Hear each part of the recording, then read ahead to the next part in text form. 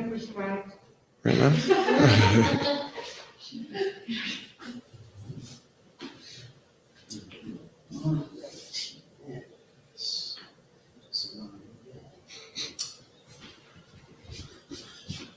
All right, everybody. Thank you so much for choosing to be here with us this evening. And welcome to the 6th edition of the monthly Soberversary celebrations.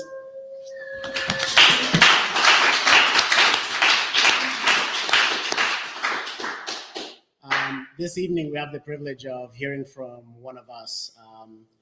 There isn't enough that I can say about AJ and his journey. He still tells me stories that are shocking. The fact that he's sitting here is just a complete miracle because he did a really good job of trying to end his life. But his work wasn't done here on earth, and I'm super proud to call him a colleague and also a friend, really a brother. So he's celebrating 3 years this month, and I thought I'd invite him over to come and tell you his story. Afterwards, we'll try and do a little bit of a Q&A. So, if you have any questions, please do not feel, afraid to ask. I'll actually have a little microphone that I got. I'll come around and I won't put the camera on you, but whoever's listening should be able to, hear your questions, all right? All righty, so without further ado, here's AJ.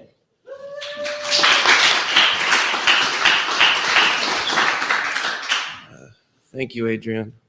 Appreciate that, Habibi. Thank you. Okay. Yeah.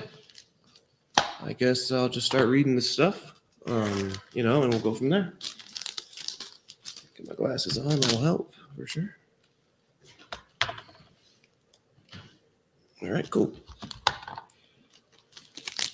Just before I read, I work here at the Phoenix Concept. I'm a house manager. I came to treatment here 3 years ago, and I've had the pleasure and the honor to be able to come back and work here and, give the gift that I got, so hopefully my story can give you guys something positive for yourself or someone you care about, whomever. Thank you for being here. And now I'll begin. All right.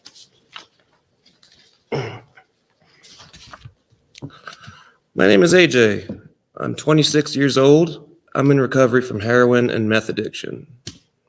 I was brought into this world with a loving family. My father was named Shireen, my mom was named Cindy, and a sister Sarah, and then of course myself. I'm the youngest. Abdel Nasser Homouda III is my American birth name. That's why I go by AJ. It's a bit easier for some. Totally understandable. I was born in the U.S. in Washington, D.C., to be exact. And when I was younger, I would move back and forth with my father to his native country, which was Egypt.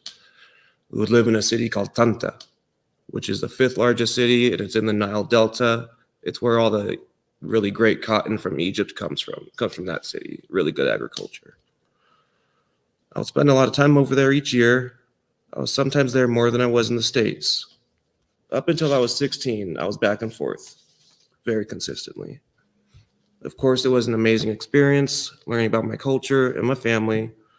However, as you could imagine, I had trouble holding myself accountable with my homeschooling and, of course, life in general. I was given a lot of freedom. My father gave me a lot of responsibilities that regular children wouldn't have that early on. And that helped and hurt at the same time. Life became very unstable growing up in 2 very different cultures. I'm a very strong believer in learning things hands-on, and that's how I learn best. I've always needed to experience things myself in order to fully understand them. When I was 13, my mother, she passed away. I used morphine for the first time with my father right after she died. When she passed away, of course, I loved both my parents, but I still had my father to lean on. And that's when the drug use took off, I'd say. It was still tough. it didn't hit me right away. It hit me weeks later, like in Spanish class. I think they were talking about mom or something. I don't know. And that was a subject, like family or something. And I just started bawling, you know. It hit my father and my sister right away, you know, even though, yeah, they hadn't been together for a while. My father and my mother, since before I could remember. But he still loved her, you know, the mother of his children. And, you know, as a child, you don't really understand that. But now being a father, I get it. You know. But doing morphine, it practically opened up my eyes to something that took me out of my current reality, which was definitely something I wanted. My current reality was pretty tragic. After trying opiates, I kept doing them, taking pills, stealing from medicine cabinets. I even stole from my father. I took his pills and medicine that he actually used for his pain from his multiple back and hip operations and used them or sold them to get what I felt I needed. That same year, my sister's boyfriend, now husband, helped me do meth for the first time, and I started shooting up. Of course, it was my decision. I wanted to do drugs. I wanted to keep going to that next level, you know. But I had no idea how to shoot up, so I knew he did, basically. So I got some help from him to do it.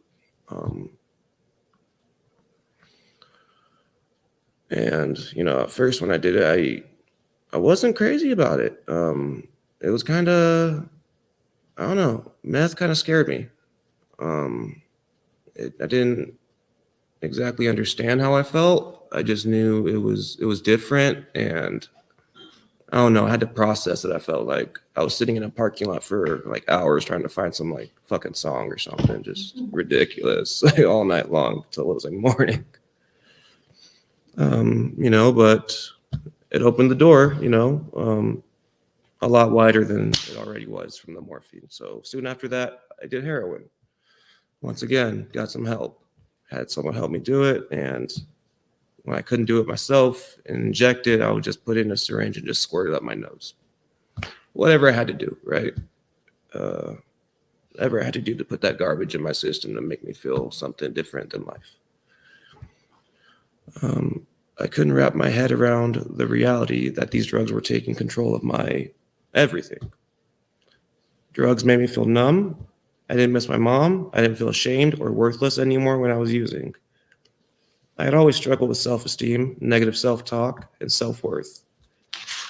Drugs took away all of those instantly, at least for a while, anyway. It's only temporary.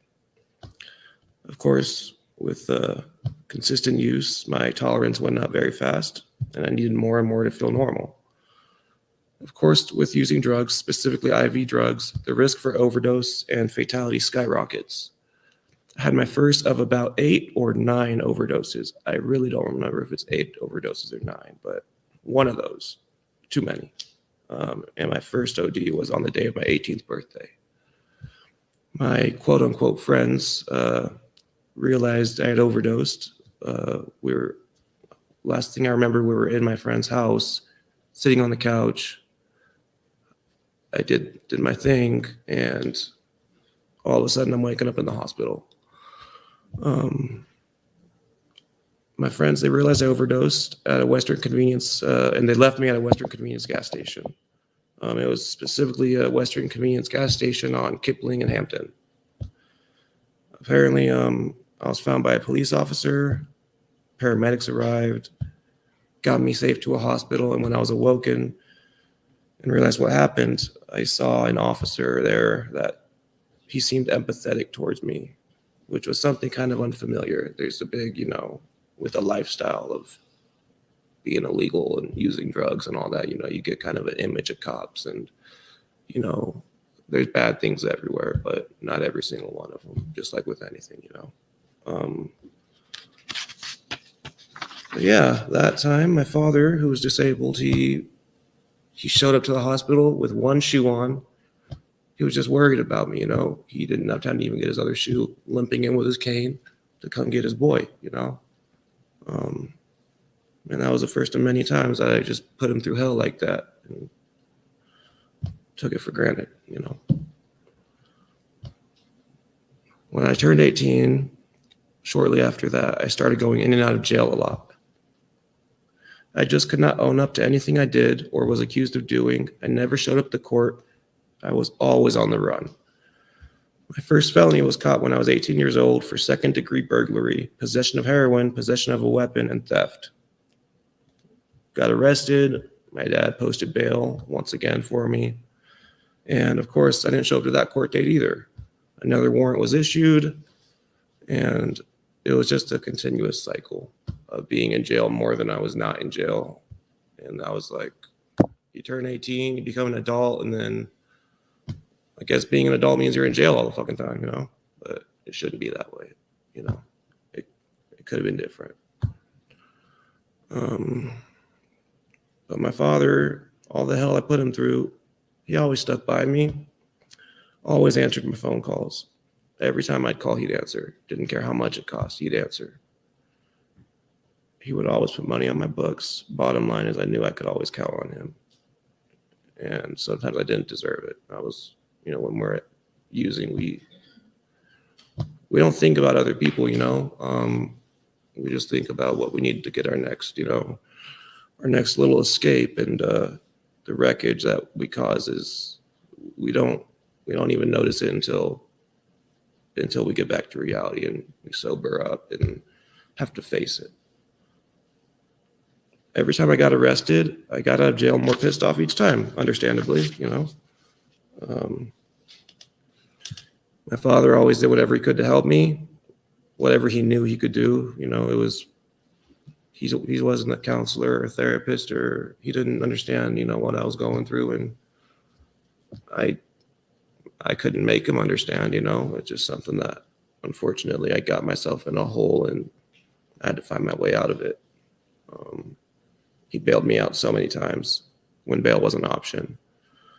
It stopped being an option after a certain amount of times. In jail, I never got treatment, just treated like a number, like I wasn't a human, like I didn't have rights, you know. You lose your freedom, you lose your right to freedom when you go to jail. Bail eventually got set to such high amounts that I realized each time I went back, I would be there for a very long time. Every time they would pull me off any meds that I tried to get on and re-diagnose me and put me on new meds in the jail to make me feel like a zombie, which, you know, in jail, I don't mind being a zombie. I hate being in there, but it's ridiculously unstable, you know. But yeah, fuck jail. But yeah, not to mention being on heroin, I was always arrested somewhere in Jefferson County every single time. The significance of that is that Jefferson County is super strict on allowing you to basically go through withdrawal with no medical help. At least it was when I was going in there. That was about maybe 5 or so years ago was the last time I went in there. So that meant, you know, every time I went in, absolutely no medical help with my withdrawal. It meant being brutally sick for a while, depending on where my tolerance was before getting locked up, which usually pretty freaking high. So my worst experience in jail and in my life, honestly, happened when I was 20 years old, I think. So roughly 6 to 7 years ago. I know the date was August 13th. It was 2015 or 2016. I really don't, it's very blurry. The event isn't, but the times are not all there. I think it's just around that time though. My memory of this event had me completely fucked off, mentally, emotionally, even physically. My father passed away. I found out with a phone call at 6 a.m. in Jefferson County Jail. I was called down to the booking section of the jail, and they would have like little booths for like to talk to a counselor there. And when you go in, you get your phone call and all that. When I went down there, a counselor there handed me a landline phone, and a detective on the other end confirmed to me that my father was found dead early that morning. And I had just talked to him the day before. I was in shock, and I could not stop crying. It was brutally traumatic, and it changed the trajectory of my journey in life forever. After I spoke with the detective, I spoke to my sister. The jail allowed me to call her. She seemed traumatized, you know. She was there with him that night, apparently, but had left moments before he passed. I spoke with her, telling her it's going to be okay. We'll get through this together, because that's what my dad would have wanted. You know, he always told me to, you know, if anything happens to me, take care of Sarah, you know.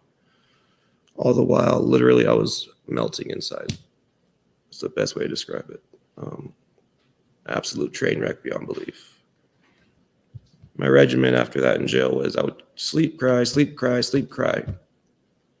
Literally, that's it.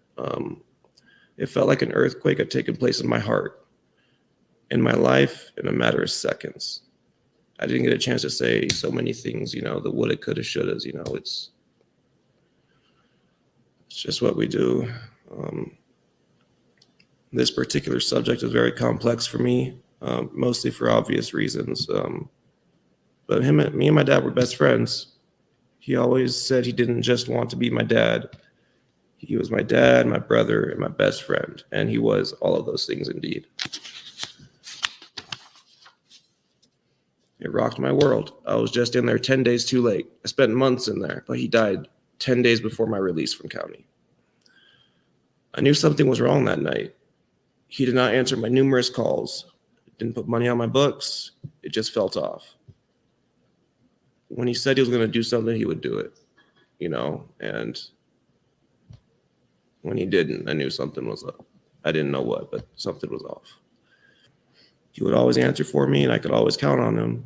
He was disabled, so I knew he would be heavily medicated at times.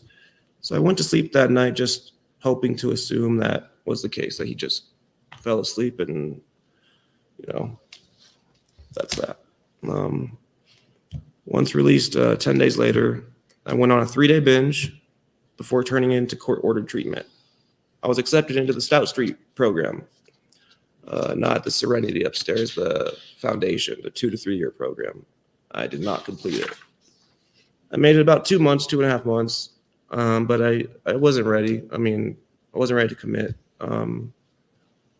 There was so much going on that I prioritized more important than treatment and getting better, especially at that time. I was pretty mad at the world. So I ran once again, you know. The pain from losing my dad was unbearable. While in Stout Street for those couple months, people had been squatting in my father's house, trading dope to my sister for a spot to trap, which is, I can't judge her. She's sick. She needed drugs. I can't judge her.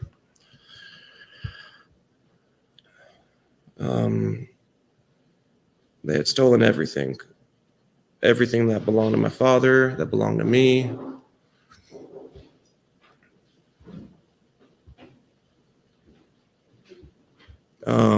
Everything that belonged to my father, everything that, you know, I was hoping to get from him, home videos, I mean, just everything that you could think of was just taken.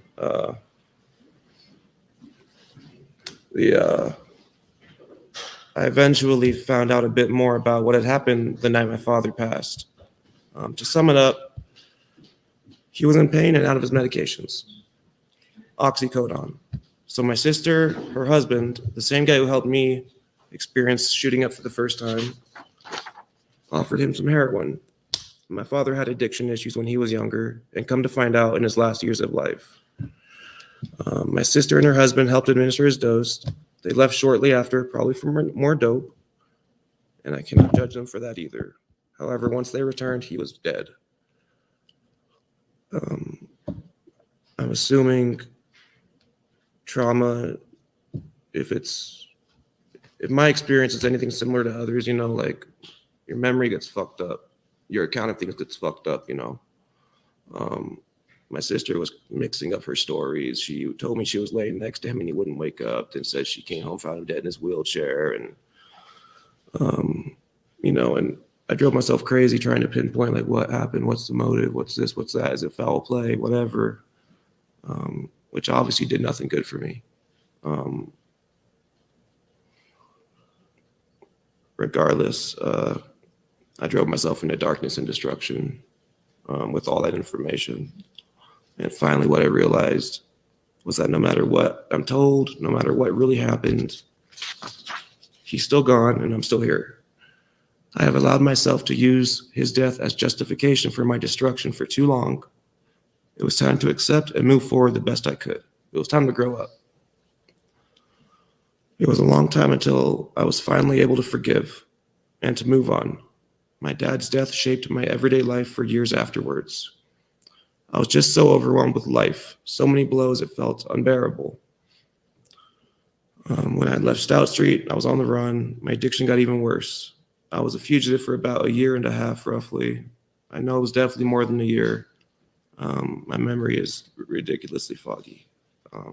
Eventually, I was arrested again, and I was in and out of drug court for a long time.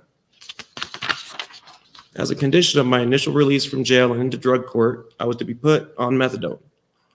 Started methadone at age 21, hoping it would help. I was still in trouble with the law. Drug court was just extremely, extremely supervised probation. But they did allow me to get high for the first month or so. So for a drug addict like myself, that's fucking awesome, right? I ended up quitting drug court and just did the jail time. After, I think maybe I was reinstated twice, and then finally they wouldn't reinstate me. So let's just get it over with, you know? I made that decision also because I realized every time I went back to that same jail, Jefferson County Jail, I had major PTSD from my father's death. It was doing so much more damage every single time. I needed to stop going back there. They took me off my methadone in jail and left me to be sick in withdrawals. Once again, no medical help for opiate withdrawals. But thankfully, that was for the last time. I spent my time in there trying to gain some sort of footing on changing my life. This turned out to be a failed attempt, as it usually was for me, once I was released months later. Once finished my sentence, I was released with no resources back into the world just to start using again.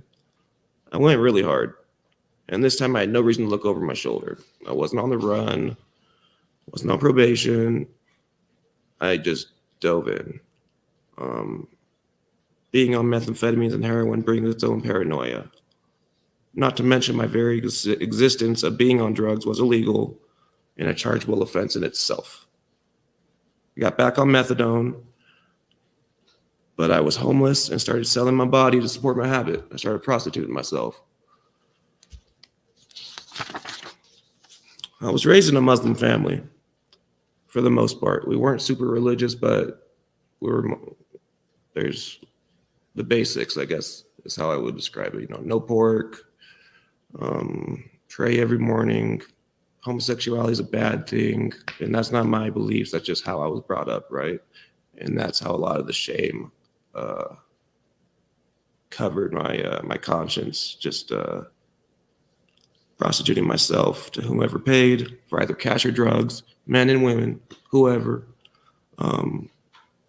It was just so much shame, you know, all-time low. In doing so, it gave me all the more reason to be ashamed and disgraced with myself, which made me seek numbness more and more from drugs. I became very weak, not able to defend myself, and not to mention being around very shady company. I woke up during an incident where I was being taken advantage of. I was too weak to do anything because of my drug intake. It was pretty sickening. I didn't know what to do. When I woke up, I just left and just kept quiet. Because what do I say? Who do I say it to? I'm selling my body. Yeah. At this point, I was doing anything I had to do so I wasn't sick and didn't have to feel anything. The higher I got on my dosage at the methadone clinic, the less I needed the heroin. Still did it at times, but I mainly just continued boosting my intake of crystal meth through the roof. The methadone did start helping with my heroin addiction and cravings because I got to a dose where I could stop using opiates. It was a pretty high dose. There was no medication to treat my meth addiction, and I couldn't stop it. I finally got off the street, living in literally a closet-sized studio apartment. It was heaven for a junkie for a time. I didn't even have a bed. I slept in a chair in a recliner, but when I slept, which was not often. I was a little bit more stable because of the methadone and a place to live, but meth had control of my life in every other area, and I had a very hard time paying the rent. Even with the odd jobs and the rather immoral ways of getting paid, I managed to dive deep into debt with the landlord, in which I had my girlfriend at the time living with me to help pay. When I was 22, found out my girlfriend was pregnant, and we decided together to get an abortion. I was strung out beyond belief. I couldn't be a dad. No way. Around this time, someone suggested inpatient treatment because I couldn't stop shooting meth. I was horrified and terrified, being confined. I broke up with my girlfriend and continued to go down my rabbit hole. When I broke up with her, it was over the phone, and it was really lousy. But I asked her, hey, did you take care of that, right? Did you get that abortion?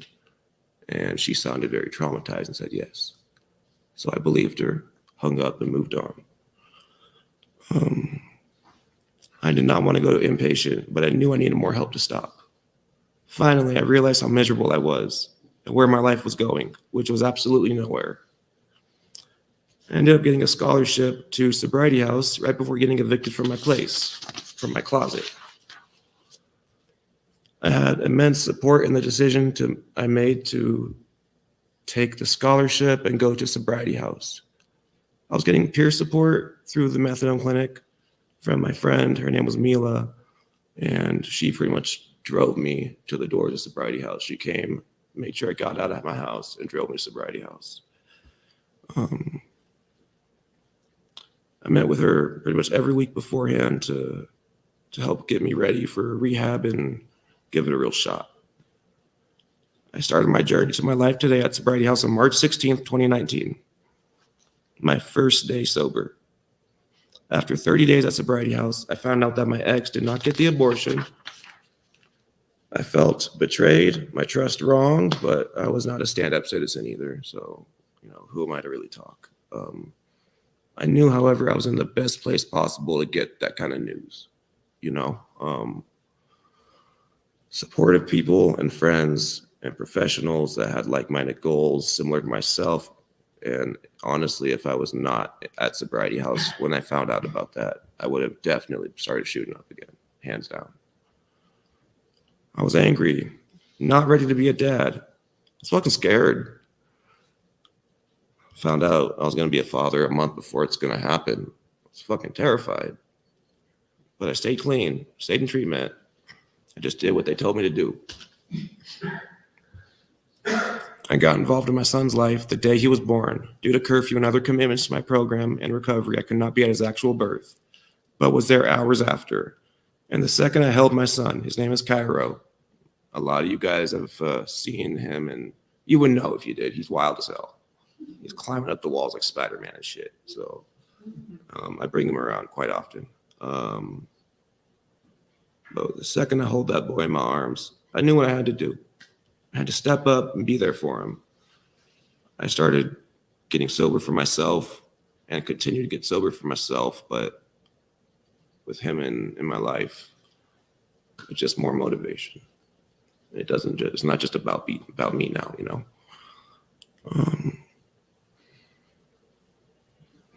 The only way I was going to be there for him, for myself, or for anyone else, for that matter, was to stay clean and put my recovery and my faith at the top of everything. So I did, and I still do just that. I completed phase 1 and phase 2 at Soho, Sobriety House, and I transitioned to an Oxford House in Aurora, Oxford House Chambers. I originally wanted to go the Gaylord like a lot of us do. Furnished apartment, sober community, fucking awesome. What I wanted to do with my life, though, in the near future, I couldn't do that if I lived there, which is okay. It's not for everybody. And it worked out better than I could have ever imagined. About a month or so after moving into Chambers' house, one of my roommates, this young kid, his name was Morgan Collins. He relapsed. He was younger than me. See, this was like 2 years ago or so. So I'm 26, I was 24. He was probably 21 years old, I think, 20 or 21. He was young as hell. He struggled with heroin like myself. We shared the basement at the house. He had his room and I had mine, and our bathroom was in between. One night when I came home from work, and I always worked late, it was pretty close to midnight. Morgan was a night owl, so I messaged him to see if he wanted to smoke a cigarette together and catch up, which was a pretty normal occurrence. I did not hear from him, figured he was sleeping, so I decided to shower and get ready for bed. I walked to the bathroom in my boxers and noticed the light on, which I really didn't think twice about. Someone just forgot the light on. Whatever, fine. As I was opening the door to the bathroom, something was blocking it. I peeked my head around and I saw a foot. I forced my way in, where I found Morgan. He was purple and he was stiff. His body had been there for hours, come to find out. He was slouched over the toilet, appeared to have been bleeding out of his nose when this happened. I grabbed his shoulder and shook, saying, "Morgan, Morgan, Morgan." For the toilet, appeared to have been bleeding out of his nose when this happened. I grabbed his shoulder and shook, saying, "Morgan, Morgan, Morgan." For the toilet, appeared to have been bleeding out of his nose when this happened. I grabbed his shoulder and shook, saying, "Morgan, Morgan, Morgan." For the toilet, appeared to have been bleeding out of his nose when this happened. I grabbed his shoulder and shook, saying, "Morgan, Morgan, Morgan." For the toilet, appeared to have been bleeding out of his nose when this happened. I grabbed his shoulder and shook, saying, "Morgan, Morgan, Morgan." For the toilet, appeared to have been bleeding out of his nose when this happened. I grabbed his shoulder and shook, saying, "Morgan, Morgan, Morgan." For the toilet, appeared to have been bleeding out of his nose when this happened. I grabbed his shoulder and shook, saying, "Morgan, Morgan, Morgan." For the toilet, appeared to have been bleeding out of his nose when this happened. I grabbed his shoulder and shook, saying, "Morgan, Morgan, Morgan." For the toilet, appeared to have been bleeding out of his nose when this happened. I grabbed his shoulder and shook, saying, "Morgan, Morgan, Morgan." For the toilet, appeared to have been bleeding out of his nose when this happened. I grabbed his shoulder and shook, saying, "Morgan, Morgan, Morgan." For the toilet, appeared to have been bleeding out of his nose when this happened. I grabbed his shoulder and shook, saying, "Morgan, Morgan, Morgan." For the toilet, appeared to have been bleeding out of his nose when this happened. I grabbed his shoulder and shook, saying, "Morgan, Morgan, Morgan." For the toilet, appeared to have been bleeding out of his nose when this happened. I grabbed his shoulder and shook, saying, "Morgan, Morgan, Morgan." For the toilet, appeared to have been bleeding out of his nose when this happened. I grabbed his shoulder and shook, saying, "Morgan, Morgan, Morgan." For the toilet, appeared to have been bleeding out of his nose when this happened. I grabbed his shoulder and shook, saying, "Morgan, Morgan, Morgan." For the toilet, appeared to have been bleeding out of his nose when this happened. I grabbed his shoulder and shook, saying, "Morgan, Morgan, Morgan." For the toilet, appeared to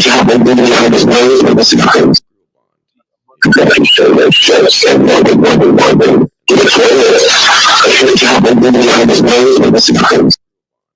I grabbed his shoulder and shook, saying, "Morgan, Morgan, Morgan." For the toilet, appeared to have been bleeding out of his nose when this happened.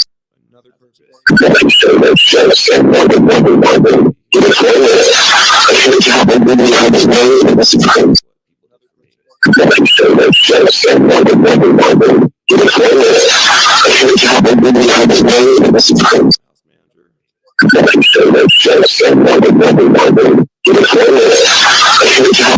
out of his nose when this happened. I grabbed his shoulder and shook, saying, "Morgan, Morgan, Morgan." For the toilet, appeared to have been bleeding